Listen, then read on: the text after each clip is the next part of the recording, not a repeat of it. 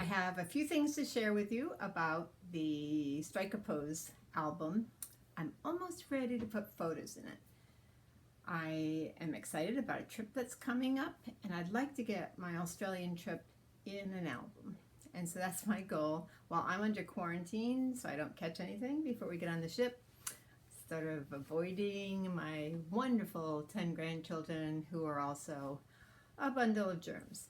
So we always go in quarantine before we go on a trip to prevent problems. So I have a lot of time to craft. Well, today I finished putting my binding in the album box, and I just want to show it to you and tell you a couple of things I learned. Then I want to talk about printing a little, because I did put the printed pages, the digital JPEGs, on basic cardstock, and that's what I'm using to decorate this album. So I just want to tell you a little bit about how to take an 8x8 photo or JPEG and make it into almost 8.5 by 11, so we can get the distance covered of the length and breadth of this album.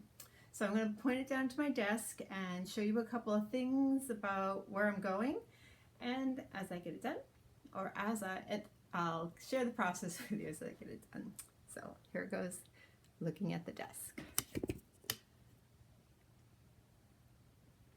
Okay, this is a big album. Remember, it folds up like a box, and we'll be doing that later. But I just want to show you the part I did today, which, let's see if I can see it here. I put these spines in.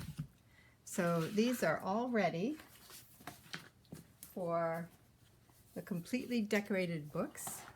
I did a fast run through, literally, on time lapse that showed you how the colors went on these albums, and they're all ready for photos and decoration. And I'll just quickly flip through. This is the first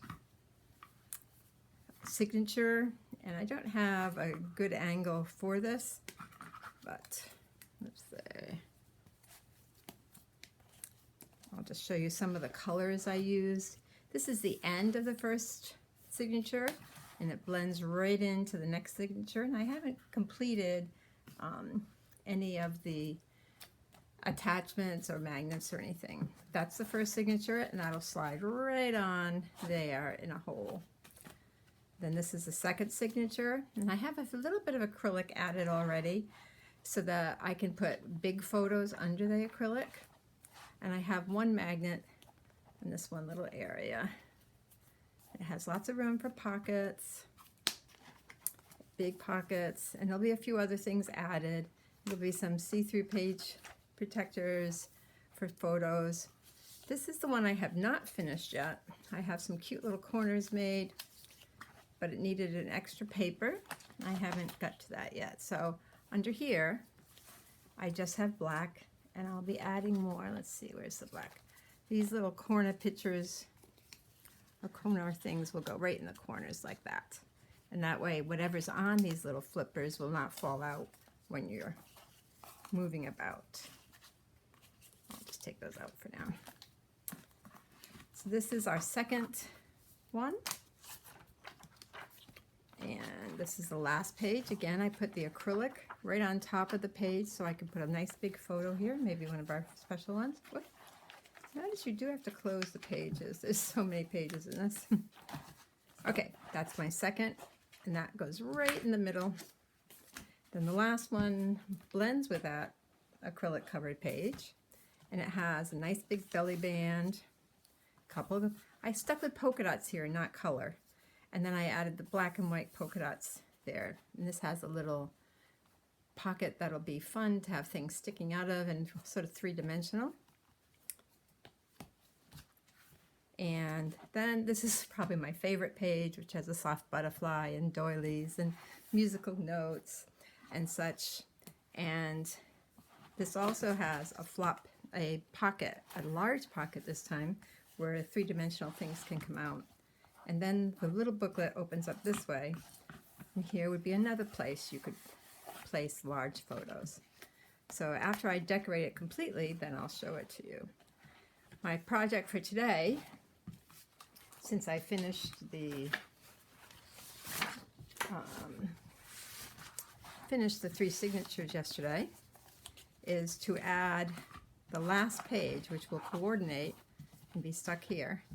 It will be coordinated there, and that way we'll have a big paper under here, and that makes a big pocket. I have a pocket here. This will be permanently down, but I have a magnet, so that magnet, that'll flop down, but this one will have things on the back. So that is all there, but it's going to cover up part of the bottom, and that's what I want to talk to you about. So the Strike a Pose is using a little camera. This camera actually flashes. I like this little camera. It's sort of going to hold the box together in the corner, and it has to be held on with elastic, so I got like a bungee cord and I made holes, but I didn't have a big punch that fit under there. So I just wanted to encourage you that you might want to take a rasp or something to make the holes big enough, and I put glue on the edge of my cord so that when you go to thread your cord, it'll fit through the 1/8 of an inch hole, because the bungee cord is an 1/8 of an inch. And so that's what I'll be working on, and I had a rasp here and now it's hiding, so I won't worry about that.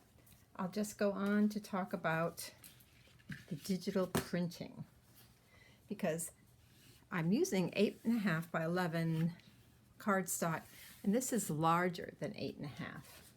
So if you take your printer, and my printer, unless I work special, does show an edge of the paper. If you want to get larger paper to cover bigger areas, you have to decide what part is going to show. And you can just put full length or 8 by 10, your choice, full portrait or full landscape, and that will stretch your 8 by 8 pattern longer. Obviously, it cuts off part of it, but it still leaves a proportionate amount. And this is what I did to plan the sides of my album. So they were too long. Let's see if I get this down a little. I'm doing it very soft, and I'm matching them. All from this paper, it's going to be my sides of my album and the sides of my box. So when this box stands up, the same pattern will be on the back.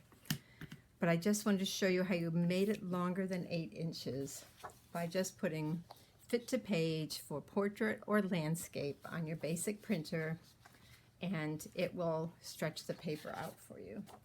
Now what I do is I still distressing the edge a little bit, but I don't decide the final size of them until I get to where I'm going.